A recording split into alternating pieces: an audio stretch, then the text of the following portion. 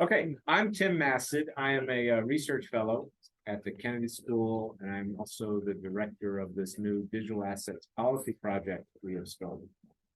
Which I'll just say a word about that. You may already know about it, but we try to do two things. One is to organize events like this that discuss digital assets defined very broadly, and that's crypto assets, cryptocurrencies, stable coins, central bank digital currencies, but also the use of digital technology in other ways, particularly with payments and other financial infrastructure.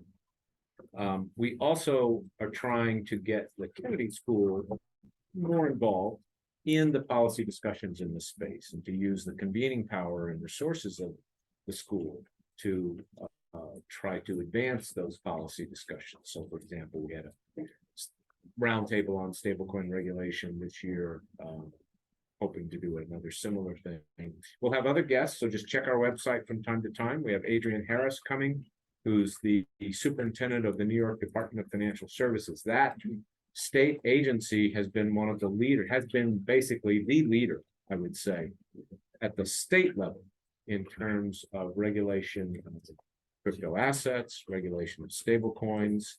We're also looking at artificial intelligence issues. They're doing a lot of interesting things. We hope to have the deputy director of the Bank for International Settlements, which is doing a lot of work in cross-border payments. How do we improve cross-border payments? How do we create multi-country platforms in this respect? And I'm just delighted that today we have Dan Awrey, professor of law at Cornell Law School. I first became aware of Dan when someone clued me into a great paper he wrote several years ago called Bad Money, which analyzed kind of this whole framework of state regulation. I'm not even sure I should call it a framework. The default situation we have in terms of payments regulation in this country. Payment companies, unlike banks, are not regulated at the federal level. They're regulated largely through state laws. Those state laws vary all over the place, as you might imagine. Dan wrote a great paper about that. And then I had the pleasure of being introduced to Dan through Hal Jackson, who's a professor of law here. And Hal is one of the co-chairs of our digital asset policy project. And over the last year and a half, I guess, Dan and Hal and I have worked together on payments related issues, stablecoin issues. We wrote a paper which you can find on the website on how the US could today, under existing law, create a framework for regulating stablecoins. And Dan is just involved in a lot of very, very interesting issues. And he has a book coming out, I guess, next year sometime, called Bad Money, Technology Regulation, and the New Gresham's Law. So with that, I will turn it over to Dan. Thank you so much for organizing this, Tim. Thanks for everybody for coming. It's great to see so many of you in person. And for those of you that are online, the reason that I'm standing up against the wall is that the room is absolutely packed full of people who can't say no to some free chicken. And a little bit of a talk about technology, financial networks, and how to make those networks be something that can help advance public policy objectives. So I think I'm just going to preface my comments very briefly by saying I'm going to talk very generally about something that I think is kind of underappreciated and definitely kind of theorized in the policy world, which is the important roles that financial networks play in a digital economic system in particular, but just in general. The evolution of those networks, sort of pre-internet networks and post-internet networks. And then talk a little bit about the policy challenges that we face as we transition from networks that all had plugs and sockets and were connected to some mainframe somewhere to networks that are all web-based application programming interface sort of connected. And what that means for the structure of networks and what it means for how we need to think about law, policy, and governance in order to make sure that those networks do what we want them to. All right. So in case you wanted to know what the heck I was talking about when I mean networks, I mean these things. I mean constellations of nodes that are connected by edges of different shapes, sizes, and in this particular case, not so much colors. These are distinct, but also overlap with the two primary sort of units of analysis that we think of when we think of financial law and policy, namely markets and institutions. Markets are where people transact in order to buy and sell things. The principal sort of policy objectives there are things like price formation and market efficiency. Institutions are the things that buy and sell those assets or provide other types of products and services, whether it be deposit accounts, bank loan, mortgage, what have you. The primary issues there are making sure A, that those institutions don't fall over and squish things, and B, that they don't exploit their customers. Now, the stuff that I'm going to talk about today overlaps with markets and institutions. It overlaps to a certain degree with those objectives. But the real gist of what I want to say is that these markets and institutions are hard to understand in isolation until we put them in the context of financial networks. And these networks increasingly are a function of technology, which means that financial technology becomes something that's very important to the delivery of most, if not all, financial services today. I've got 4 networks there. I'm hoping at least one of you in the room was wondering what these networks are. The first network, top left there, is the global market for interest rate swaps prior to the enactment of Dodd-Frank and its associated sort of equivalent regulation in other jurisdictions. This was a market where derivatives markets were organized around a collection of about 5, in some jurisdictions up to about 14 dealers, and everything is clustered around the center. But then ultimately, as you get farther and farther away, you get sort of more scattered, smaller transactions and counterparties over time. The one right beneath it is then what the market looks like after the introduction of the Dodd-Frank Act, which infamously required that a lot of standardized swap contracts be traded through clearinghouses, so a centralized node. And what you're seeing there in effect at the very center, and it's important because you can actually see a center in that chart, is the clearinghouse. And then around the clearinghouse, we have a whole bunch of clearing members, so investment banks, banks, and the like. And then those clearing members also have contracts with their customers. So the cauliflower, I like to think of it, type nodes that spread out there are all the customers of the individual counterparties. Clearing members then are then themselves directly connected to the clearinghouse. On the left-hand side is the U.S. payment system viewed through two different, or sorry, the right-hand side is the U.S. payment system viewed through two different perspectives. At the top are the banks that are connected to each other via a government service called Fedwire. This is the primary settlement service for payments, interbank payments in the United States. On the bottom are payments as viewed between institutions. So the top one makes the infrastructure very apparent. It is Fedwire. It is this electronic payment system at the heart of the network. The bottom one is who the money actually flows to on the accounts of the Federal Reserve, where you can see pretty quickly, and although admittedly on this slide, it gets more difficult as you go out, it sort of shows that there are 4 big banks in the United States when it comes to payments, sort of the cardinal crosshairs there. But as you get out farther and farther, you can see that there are a ton of smaller banks that are connected by the system. There's over 5,000 banks in the United States that are connected by Fedwire. The top 4 do the vast majority of the payments that this shows. And by the time you get to the 5,000th bank, you're really finding a bank that does very, very, very little business with any other banks in the system. All of this to say is that networks vary a lot across different dimensions. The number of participants, whether you're ultimately and I'll come back to this in a moment, a centralized hub and spoke network or a more decentralized web-based network, and ultimately whether you've got a network where you've got a whole bunch of equivalent sized institutions operating with one another, or whether there are imbalances, whether there are some huge institutions that are in the same network as smaller institutions. And we'll take a look at both some examples of this in a moment, but also what that means in terms of various policy objectives that we're going to talk about. All right. To me, the big thing here about all this is not so much the different types of networks and the pretty pictures that they make, but how these networks change over time in response to new technologies and whether those new technologies are being used to extract private benefits, or whether, because this is all basically financial infrastructure, whether we can also get that technology to develop in a way that helps us to achieve policy objectives. I've used the word infrastructure, I think, for the first time here. One of the things that's motivating my research on this subject in this talk is the idea that financial networks are just like roads. They're just like the internet. They're just like your gas line, your power line, and other types of network infrastructure. They're great. You need them for everyday life. When they break down, all hell breaks loose.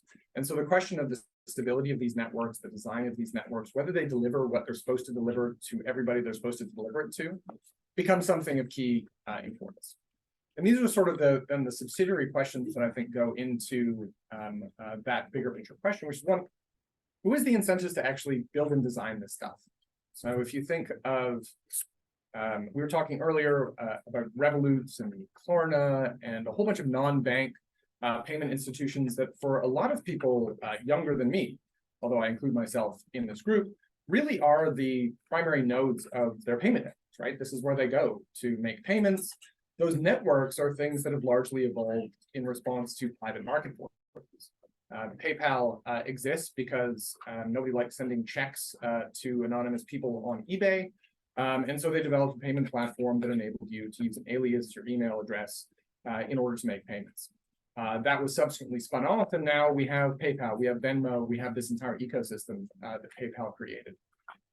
One of the things that I'm going to ask later on is whether those incentives are always going to work for all actors in the system to create good payment networks.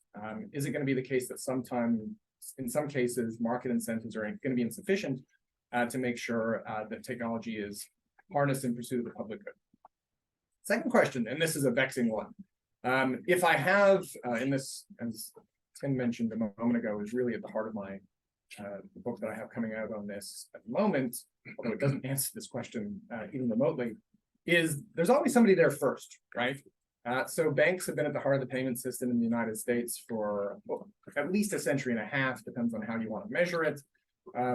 Banks don't necessarily have strong incentives, although that's not today's talk, in order to develop and adopt new technologies and payments, for example, but half of Silicon Valley does.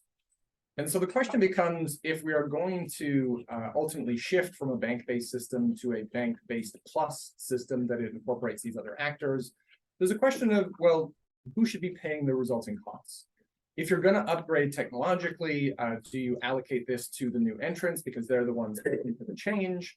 Or do you also allocate it in part to the incumbents who are going to benefit over the longer term potentially from this change? I haven't answered this in theory. Some countries have answered it in practice. We're going to look at the example a little later on of Brazil, but there are also quite a few examples around the world, India, China, to a certain extent, the United Kingdom, that have also answered this question in the context of their own economic and political systems. The third big question is, how do you control access? So almost all technology has the ability to exclude others from using it. My favorite example, although one this is the Biden administration addressed last year, is that Elon Musk, being Elon Musk, when he created the network of charging stations in the United States, he made really sure that his charging stations could not be used for Toyota Priuses and for other types of electric vehicles. And so he spent all of this money building out this huge network infrastructure and then made sure that nobody could piggyback off of it. And that, on the one hand, makes perfect sense insofar as he was the one that was making the investments in the infrastructure. But two, from a public policy perspective, that also greatly warps competition in the field insofar as not having access to that infrastructure forces other incumbents or other new entrants, to make these type of investments, and in the process may lead to gross overinvestment in charging stations, where you've got your Tesla charging station next to your Prius charging station next to your Kia charging station. There's an analog to this in the 19th century, which was the railroads, where at one point, this is a good upstate New York example, is a Cornell guy, where there was 5 railroads going between New York City and Albany. There just we didn't need to build 5 railroads. What we needed was to ensure open access to one railroad so different railway companies could compete. There's a similar analog for the digital age that I'll come to a little bit later on. And then the big question, because I'm a lawyer, ultimately, is what can the law do to help answer these questions in a socially desirable way? And what residual role for public actors do we want to see? And how much hybridity between public and actors do we think is desirable in then future decisions when the next technology comes? Because I think, to get on my own soapbox for a minute, one of the key issues here that we face, especially in the United States, is that we tend to think of, in policy terms, each new jump in technology as the last jump. And so we respond to the technological problem that is right in front of us, as opposed to responding to the problem of technological governance in a dynamic economy over time. And those are two different problems. Howell and Tim and I have been attempting to convince various parts of the federal government, for example, that introducing stablecoin legislation, and especially stablecoin legislation around payments, is a mistake, not because we don't need federal regulation of non-bank payments, but because anchoring it to a specific technology is only asking A, for your law to become redundant when the next new thing happens, but also B, creates a roadmap for regulatory arbitrage around that new law, because all I have to do is not base it on this specific technology, and I can undercut policy objectives at my pleasure. All right, so that's a bit of background about what I'm trying to do. Let's talk a little bit about networks. In a land before time that I like to call the 1960s and 1970s, but sadly still reflecting a lot of US financial markets to this day, you needed to connect stuff to walls. And behind those walls were wires, and those wires led to places. And that place was usually a mainframe in a basement somewhere, connected to a lot of fans, trying to keep it cool. The effect of that, though, was to create a particular type of network structure. And the network structure kind of looked like this. This is the classic hub and spoke. Why was this structure employed? Well, it is less expensive, typically, to send one set of wires to one central thing than to send a set of wires to every other network participant that you want to connect to. This was effectively a technological limitation of a world where information had to be transferred by the way of wire and then fiber optic cable and the like. And there's a great example of this that I just find touching on many levels, which is something called the Culpeper switch, which still exists, although it is not in use. This was opened, I believe, in 1973 by the Federal Reserve. This was a centralized switch into which all the wires for wire transfers. I talked about the Fed wire network earlier. This was the wire network created in 1918 in order to execute payments between banks. This is the basic architecture of the US payment system. And as of 1973, it all lived in a nuclear-proof bunker. There's a picture of the entryway to the bunker, which looks futuristic in a 1970s movie sort of way, that then became the central processing station for every payment that went through FedWire in the system. We're going to talk about this a little later on. One, classic hub and spoke network. Two, reflecting the fact that this was a nuclear-proof bunker. This was a single point of failure, right? If you're going to put the entire electronic US payment system in one place, you're probably going to have to protect it pretty well. Because if I'm a bad actor looking at that system, I know exactly where to attack. The good news is, in this hub and spoke system, the only way to attack it is to blow it up or to cut wires. The internet, as we'll see later on, creates a different set of threat vectors that then we have to think about in a different way in order to address risks to that system. All right, so classic hub and spoke network. For the most part, before the advent of the internet, this is what almost all financial networks looked like, especially those based on technological infrastructure like wire transfer. But my gosh, are things changing, obviously. So this is the Kennedy School, and I'm kind of guessing that most of you already know what an application programming interface is. Show of hands on this one. All right, about 50% of you. For the other 50%, this is really the basic architecture that, the basic technology architecture that drives the internet, and specifically internet commerce. In effect, this is a set of software code protocols that enable one firm to go and request information from another firm directly And then building on top of that, also requests to send and receive things like information on money or whatnot. So unlike the Culpeper switch, where in effect Bank A would have to make a request in Fedwire, Fedwire itself would have to process that payment and then talk to the other bank in the system. In this system, there's a technological architecture, but no institutional architecture at all, subject to a big caveat that I'll get to in a moment. So Bank A can talk directly to Bank B and say, hey, I've got a customer over here that wants to request a payment from your customer. Does your customer have money in the account necessary to make that payment?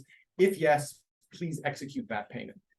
Completely possible without a centralized node within this system, although somebody has to create the basic architecture of itself.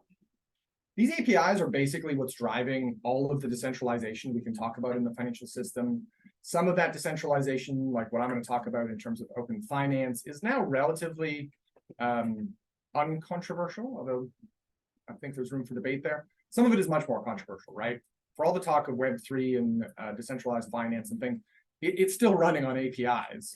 There's just a higher degree of automation and an entirely different sort of structure for entering, recording the transfer and custody of different assets within that system. But APIs are still the way that the systems themselves talk to one another. And because they're technology and not financial services firms, we end up in a world with less centralization. And we're going to see that's going to be a double-edged sword when it comes to the regulation and governance of networks. And this is the thing that requires us to rethink the way that we regulate and govern these networks. Spoiler alert, I'm not going to have any answers. I'm going to have lots of questions about how we do this effectively. All right, so I want to give the example here of open finance. Has anybody heard of open finance before, or open banking for that matter? One of you, half of you, Tim, you don't count for these purposes. All right, so how many of you have a bank account? Almost all of you. Think of when you opened that bank account or when you applied for a new product from your bank, whether it be a line of credit, a credit card, a mortgage, whatever. Your bank has a ton of information about you. And that information creates a specific relationship between you and your bank that is characterized by a certain degree of capture, in effect. That is to say that when you want to go and maybe get a quote on a rival product and service, the bank will typically have more information about you than you have about yourself. And you will have to collect that information and then go to the other service provider and say, okay, well, here you go. Here's all the other information. This is why nobody switches their bank accounts. Switching levels for bank accounts have historically been extremely low because it's a pain in the ass. I'm going to have to print a whole bunch of stuff out. I'm going to have to send it to them. There's going to be stuff about my credit profile if I have credit products with my bank that even I'm not going to have access to because that's the proprietary information of the bank. All of this creates these enormous silos that mean that banks generally know that you're theirs.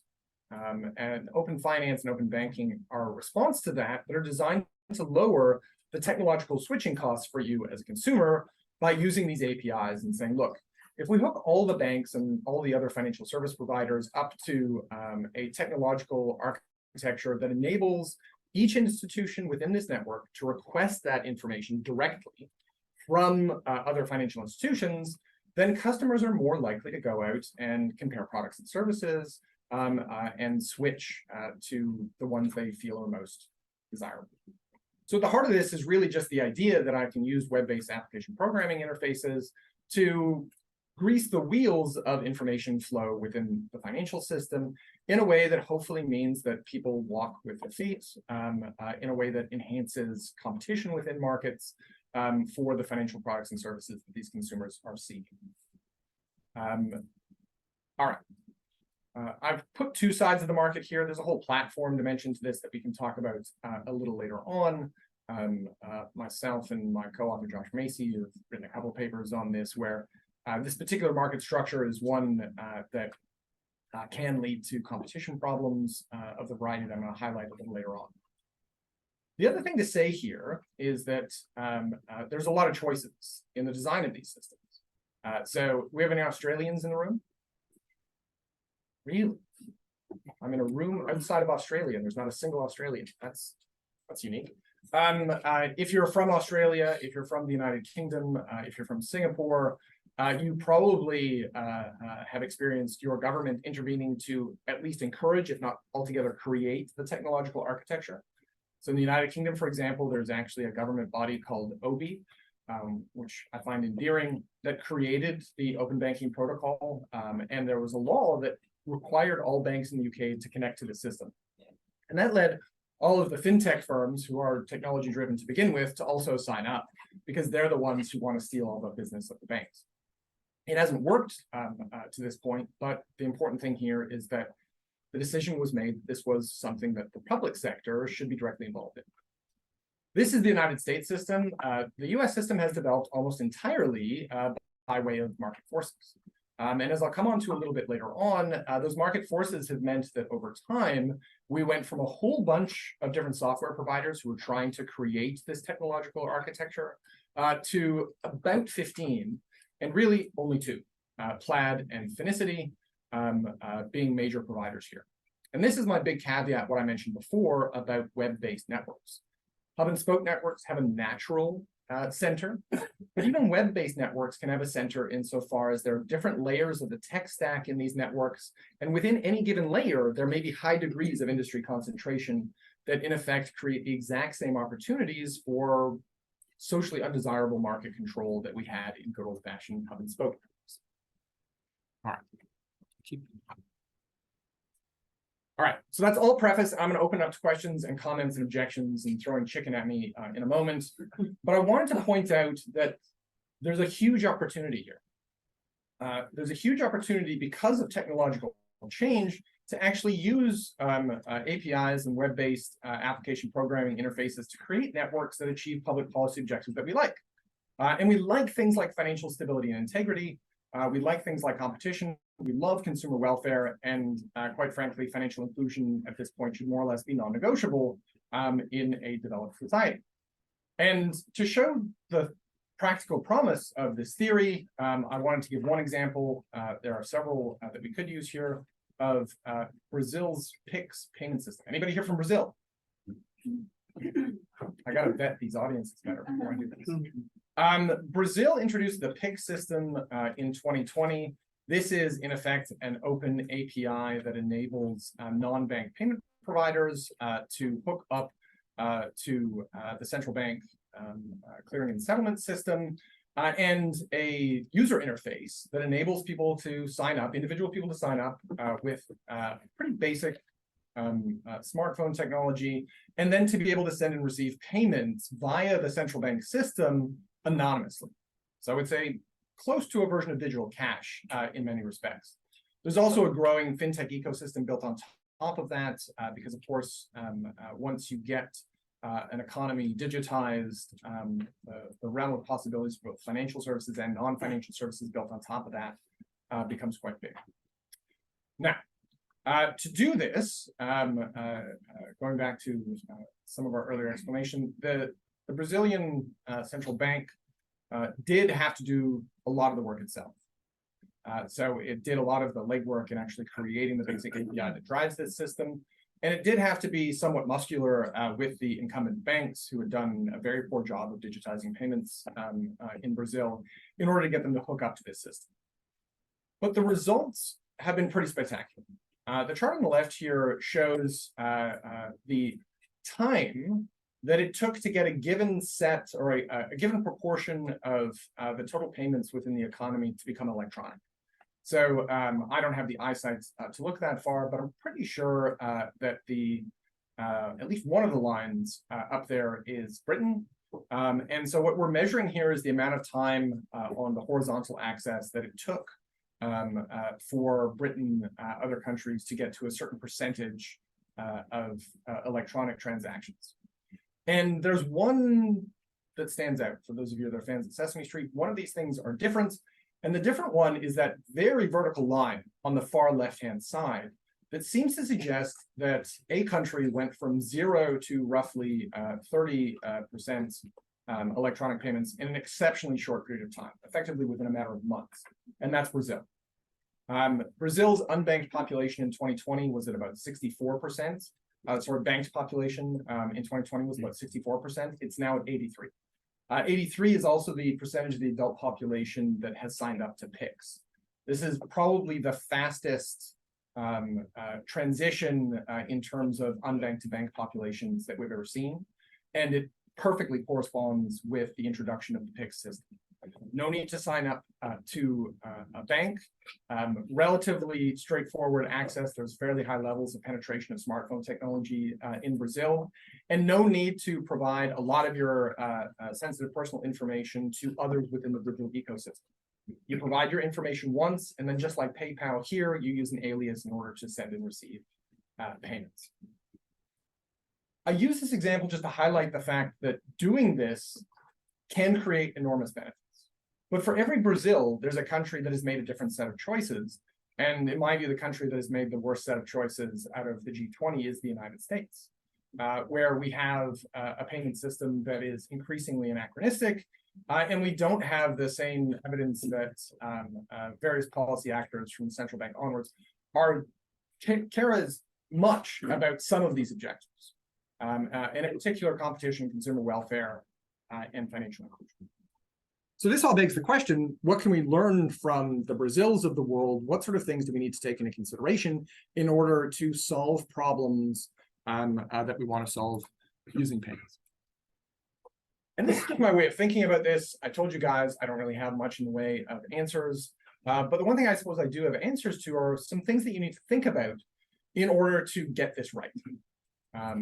I based it on the 4 policy objectives we talked about a moment ago. So first, on financial stability and integrity. Financial stability is easy to understand, right? When stuff falls over and squishes people, it's bad. Integrity is a little more complicated. So there's sort of 3 dimensions here. One, technologically, it can't shut down a lot, right? So there was a big outage in the UK payment system a couple of weeks ago. There was an enormous outage in the UK system about a decade ago that caused all sorts of havoc to people trying to make payments, or people just trying to pay their rent and buy groceries, but also very large commercial transactions not going through because of the downtime on the payment system.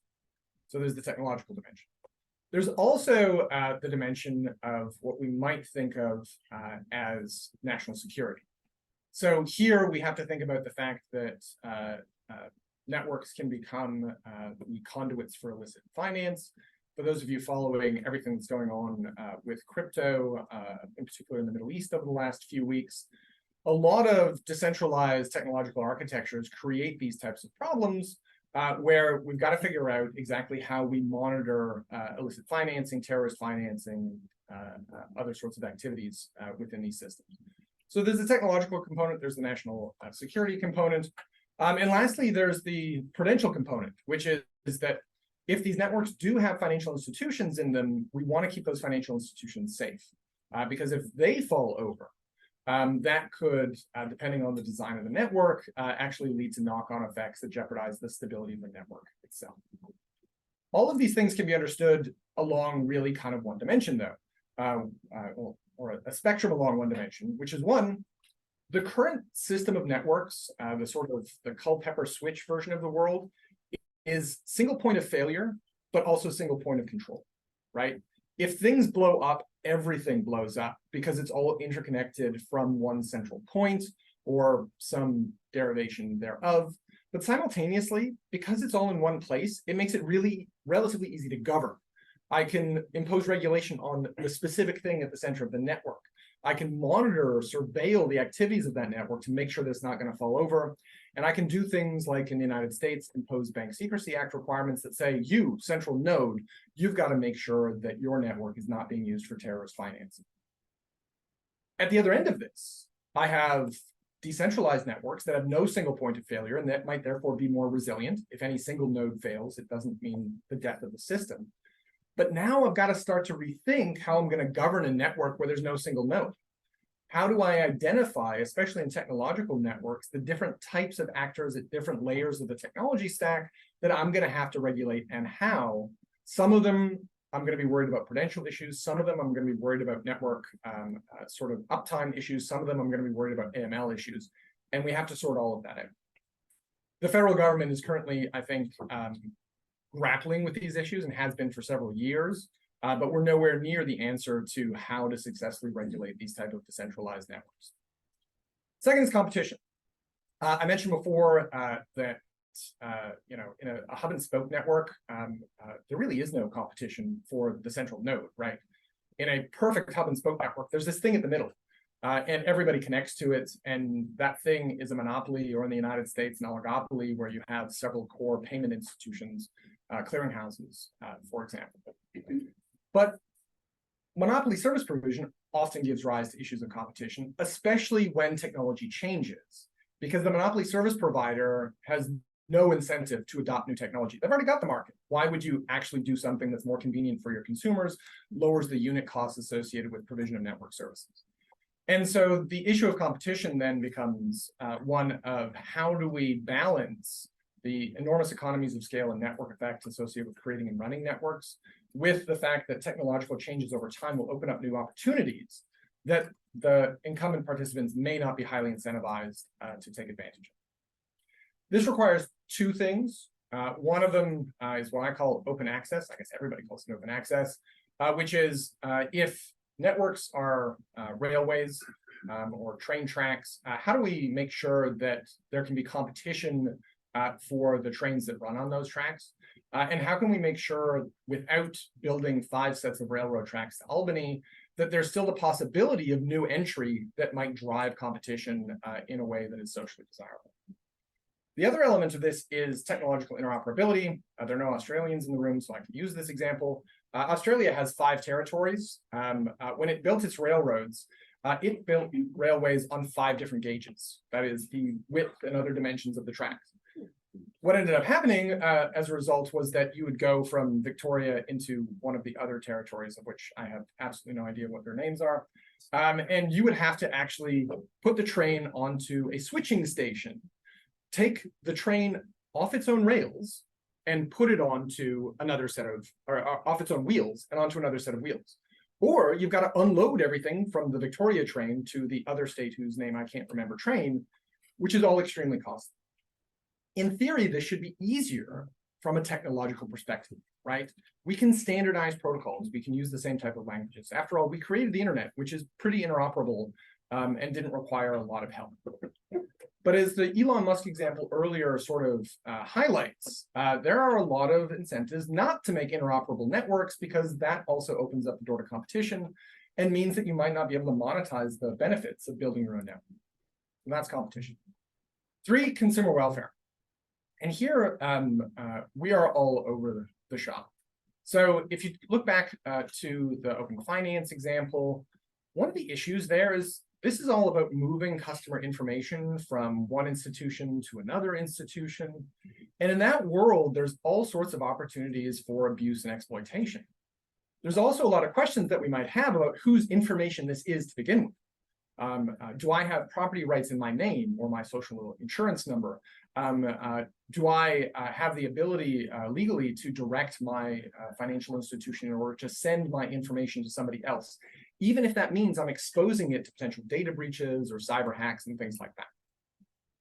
Some countries have attempted to answer all those questions in the form of what's known as a consumer data right. That is an attempt to make legal certainty around all those questions. The United States was asked to create legal certainty under those questions pursuant to something called Section 1033 of the Dodd-Frank Act. This, for those of you that don't know, was introduced in 2010. The notice of proposed rulemaking for the consumer data rights actually came out about a week ago. So we almost, well, we didn't quite make it 14 years, but we made it past the 13th birthday of the legislation requiring the creation of a consumer data right, along with other features necessary to bring about and regulate open banking in the United States. But it's taken us a long time, and there are still enormous challenges that lie ahead, largely because of, well, federalism. The other thing that we need to concern ourselves with here is consumer privacy. And this is another area where the United States is kind of all over the shop. Privacy rights are contestable, I think, as a matter of constitutional law, and different states have different approaches to consumer privacy and privacy rights in general, which when you're trying to create a national or even international network, different data privacy rights create problems for these networks because it's just a piece of software code. it can't tell you, or it can't tell that the rights that you have as a citizen of Wyoming are different than the rights that you have as a citizen of New York or Massachusetts. And developing the code necessary to do so actually increases the cost of these networks exponentially. And then the last thing I want to focus on just real quickly are issues on financial inclusion. In the shadow of all of this, for a lot of people and for a long time, the question has become one of, well, the promise of financial inclusion through technology requires A, people to have access to that technology, B, that once they have access to that technology, that it's affordable to them, that they are not being asked to pay too high a proportion of the costs associated with using a payment system, for example. And then lastly, a big picture question of if the market had incentives to solve this problem, it already would have. If it was profitable to provide basic banking and payments and other financial services to the entire universe of people, we would have solved that problem a long time ago. The problem is that it's not. But they still need the infrastructure, and in many respects, they need the infrastructure more than all the rest of us, which then raises a thorny question about where the investment in this network infrastructure is going to come from. Which then leads me to where I'm going to close off on, which is simply to say the two biggest questions here are where are networks going to come from that do what we want them to do from a policy perspective? If we rely on the market to build the infrastructure, we are relying on the market then as far as the market can go to solve these problems. But if we want to solve these problems more than the market is going to actually provide, you may need to think more constructively about the role for government here, not necessarily in providing or building these networks, although they may want to, and Brazil, India are good examples of that, but in regulating these networks, in bringing together public and private actors and coordinating things like standard setting, coordinating things like, okay, let's not build 5 railways to Albany, let's build one really good, cheap railway to Albany, and being creative about the role that the public sector can play. I went on far too long. Sorry about that, guys. But I'd love to just open it up to questions and comments. Yes. Yeah, so it was interesting to see you mention 1033. I actually spent like a couple of years at the Consumer Financial Protection Bureau. Yeah.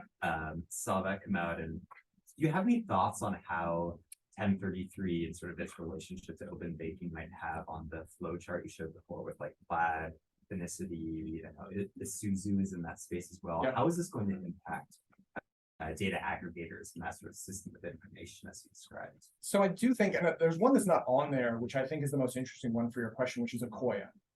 Akoya is a data aggregator that was created by the big banks in order to compete with Plaid and Finicity. And being the big bank aggregator, that is the one where all the information is, they recently got slapped in the hand by the CFPB for not having open access, right? They wanted to create a data aggregator for the big banks only.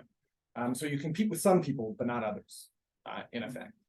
And I do think that, admittedly, this is a 299-page draft rule. There's something in it for everybody and probably nothing in it for a lot of people. I do think that it does a pretty good job of targeting that specific type of behavior, which will mean that in theory, there's a degree of contestability in the data aggregator market. But I think the economics of that market are always likely going to lead to a high degree of concentration anyway. And so from my perspective, we're always going to need something like a 1033 to at least have the theoretical door open, to keep them honest, the existing data aggregators honest, and to open up the possibility that if a new technology comes along that Plaid, Finicity, or Akoya are not particularly good at, that they have the ability to enter the market and they're not going to be subject to a closed door from the existing players. Where I don't think 1033 goes far enough is in understanding that information is platinum in finance, and the data aggregation market is the base layer upon which you can build a lot. And so I'm less worried about competition in the aggregation market than I am that, well, effectively Akoya already does this, but I'm particularly worried that Plaid and Finicity might do it as well, where they just get into the markets of the people that they serve, the financial institutions that they serve. And we end up with a new strain of too big to fail institution that was built on a platform of superior technology to provide financial services. That, I don't really see 1033 getting too deep into, and I worry about that. The CFPB also thinks that I'm too worried about that, to be honest. And admittedly, it's not something that I've seen yet. But in the data aggregation market itself, there's been a few competition problems that have emerged already. And if I can figure out how to monetize being a data aggregator, I'm pretty sure that they can too.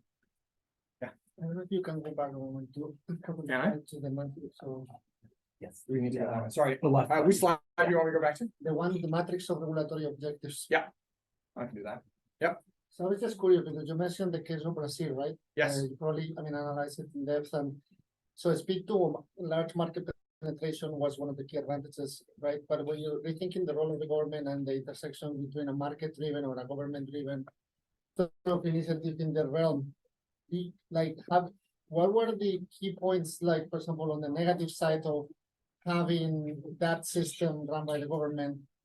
When any of us, let's say, go into a regulatory position, like in the future, what are the things to look for, like top things when there's a government? What are the heightened problems here? There could be one or two.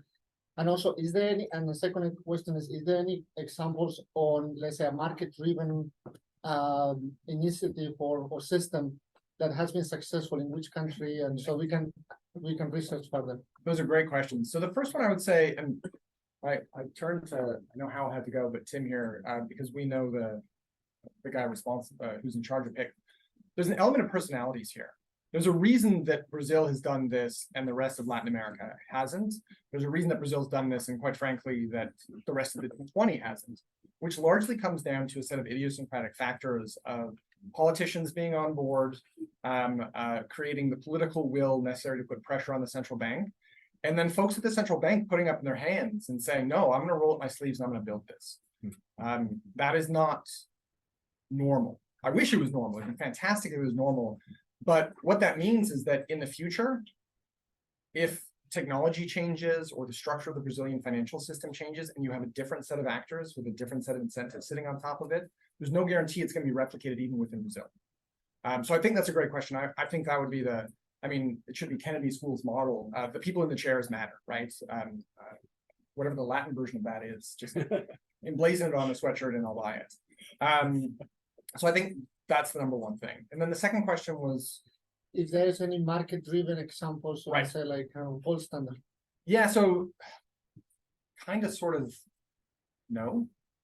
The United States is one of the few countries that has decided to do it in a market-driven way.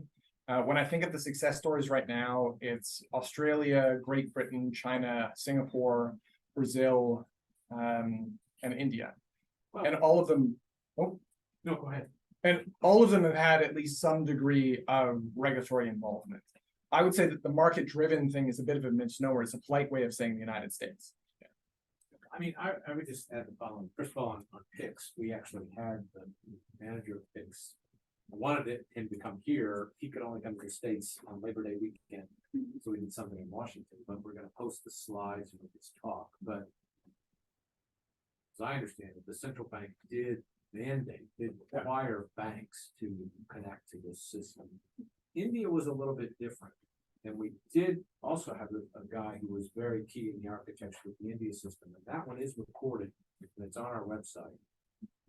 At least as he described it, the Indian government kind of built this base operating platform and then encouraged everyone to connect to it. And they got sort of a certain amount of momentum, and then everybody did. Now, I haven't drilled down. Yeah, the Reserve Bank of India, and so they're all different non-market based models. So Australia, for example, had in effect a commission that was created not just to do this for finance, but the entire digital economy. And they just started with finance.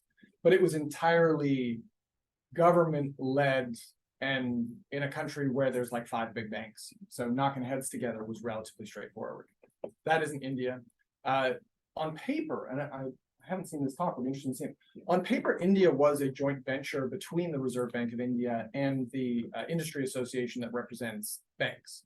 And Tim's exactly right that unlike Brazil, which has a formal regulation saying thou shalt connect to PICS, India said, come on, guys, let's do this together. And there are all sorts of political economy reasons why that was the case.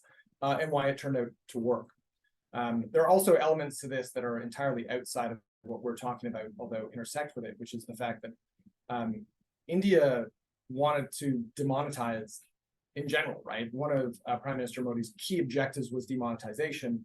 And if you're going to demonetize, you need a ubiquitous electronic payment system. And so he signaled that this was basically economic priority number one in 2016 or so, which meant to the banks, which in India are also very connected to the government, both from a human network perspective, but also in terms of where their profits come from, that there was really no need for a mandate there. Your prime minister's number one priority is probably going to be something that, is going to get done and done fairly quickly.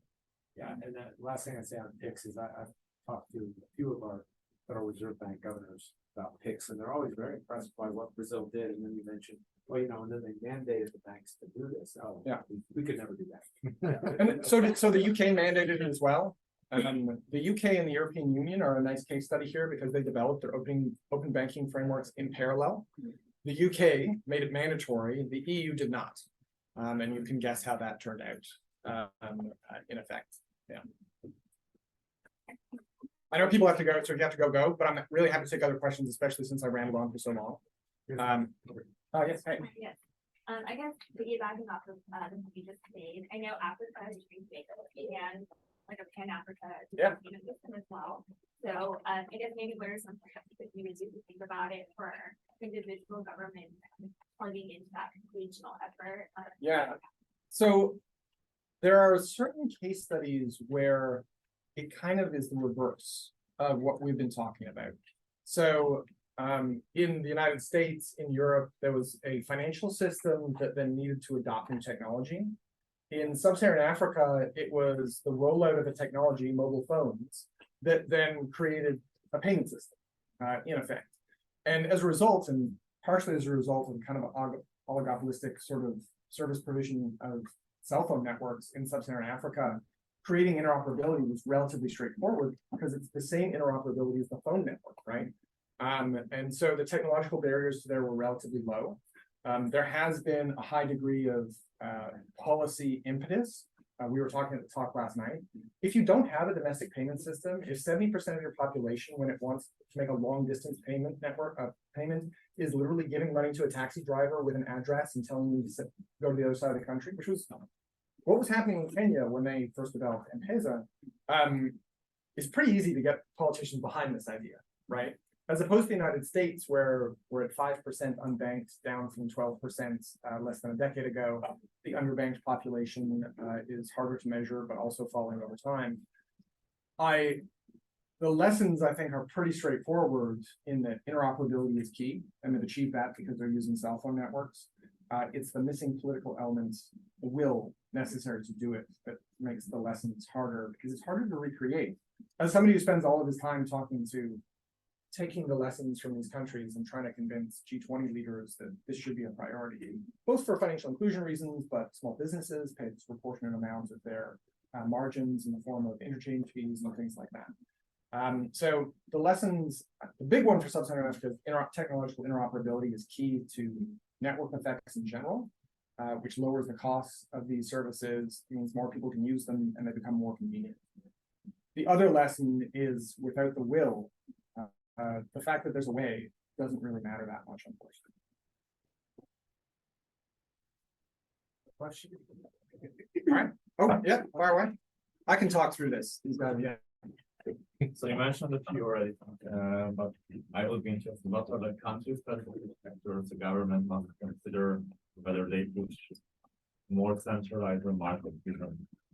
Yeah, and oh boy, do I struggle with that question. So at the top of my list is, what's your current level of capability and competency within government, right?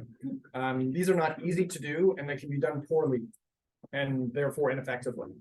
And so unless you think that you can actually legitimately undertake the ask of building the technological networks, writing the laws necessary to govern them effectively, there's a problem. Two, and I think given the ubiquity of banks all over the world, you got to look at the domestic structure of your banking system. On the one hand, highly concentrated banking systems are very easy to coordinate the development of new infrastructure. On the other hand, highly concentrated banking systems often got that way for a reason, which is that steps were taken to limit the amount of competition within that system. Canada is a great example. 4 big banks, crappy payment system. The reason is that no government in Canada wants to say to these banks, hey, do you mind offering free checking accounts to the most vulnerable Canadians? They'll all say, oh, yes, absolutely, we'll do that. And they know that nobody's ever going to call them on it because they are a huge engine of growth in the economy. They're huge donors to political parties, things like that. And then I would say the last element is what problem you're trying to solve. It may not be that you care about all of these things equally, and some of these problems are easier to solve than others, right? I think the really tricky one is competition, which goes back to some of these factors. But things like consumer welfare, that's largely, anybody can write a law that protects consumers. Almost anybody can write a law, probably, although, again, capacity issues limited in terms of financial stability and integrity, where in theory, everybody can regulate banks well. In practice, it's actually extremely hard and requires a lot of expertise and resources that go towards it. In theory, everybody can monitor terrorist financing and anti-money laundering. In practice, as FATF would never tell you, the difference between the ability of the US banks and the US government to monitor terrorist financing is way, way different than the ability of almost every country on earth to monitor these laws.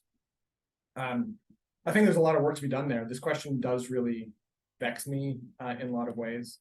And it's a good question to ask because so many of the financial systems and economies that have done this well don't look like any of the financial systems and economies that are doing this poorly, but not in the way that you would think. The United States is the financial center of the world, it's the technology center of the world, and it's the financial technology center of the world.